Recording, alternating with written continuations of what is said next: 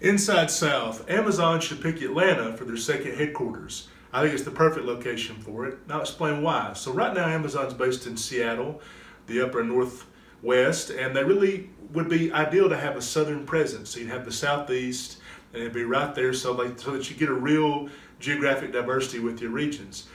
You also get a city that's growing and thriving and has a lot of Fortune 500 companies, but no direct competitors to Amazon. So they have like Delta Airlines, they have Coca-Cola, they have Chick-fil-A, they have all these like big companies or whatever, but not a lot of tech companies. So that way you're not directly competing with a lot of other industries. You can really kind of own the city in that way. Now, Delta Airlines is based there, as I said, in a major international airport, so transport's going to be quite easy from Atlanta. There's going to be flights almost all the time that they can go to Seattle, they can go around the world. It's a real drawing point to have such an easy point of access to a major international airport. Then, think about one of their biggest competitors for shipping and transport, FedEx. They're in Memphis. Now, the reason that FedEx is in Memphis is because of all those, rivers, and they've got a lot of distribution hubs. Atlanta would be perfect for that. They always say that the Sinaloa cartel drives their drugs to Atlanta because all their major highways could spread out to both the Northeast and then the West Coast and all these different places. So that's a major transport hub, which would be easy for their products. Let's not forget that Amazon's trying to get into TV and film. Now, aside from New York and California, Georgia produces the most TV and film shows in the United States. So if Amazon is serious about making more movies, making more original TV content, it doesn't hurt to have a state that's already big into that, but not as expensive as California and New York. So it's cheaper, but they have a lot of professional TV and film people that can easily make the kind of shows that Amazon's wanting to do.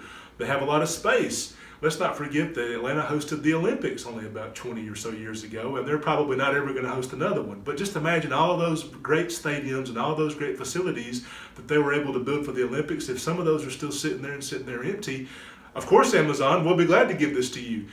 Atlanta is one of the few cities that has the space to accommodate Amazon, the facilities to accommodate Amazon, the stuff that they're looking for in terms of they've got a big enough airport, they've got all the different parks and all the different space. Their housing is relatively cheap so that we won't have to constantly be giving these subsidies and credits like they would have to in San Francisco for people to actually live there.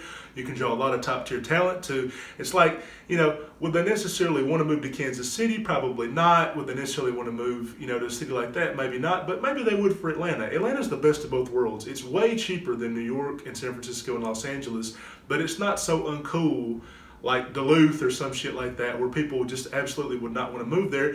And it's a chocolate city, which I know you're thinking, why would Jeff Bezos care about that? But he should care about that. This is a guy, he's the richest man in the world, worth over $100 billion. And his company has got a horrible culture, known for being abusive, for not hiring that many minorities. That's just tech in general. People say, why does Facebook and Apple? Yeah, they might hire Asians or Indians, but black and Latinos are almost entirely cut out of that.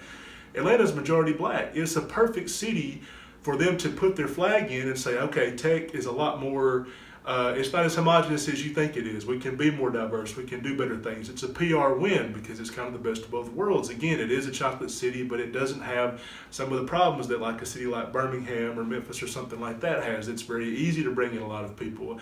And one of the most educated cities in the Southeast. For all these reasons and more, it is a perfect place for them to pick their second headquarters.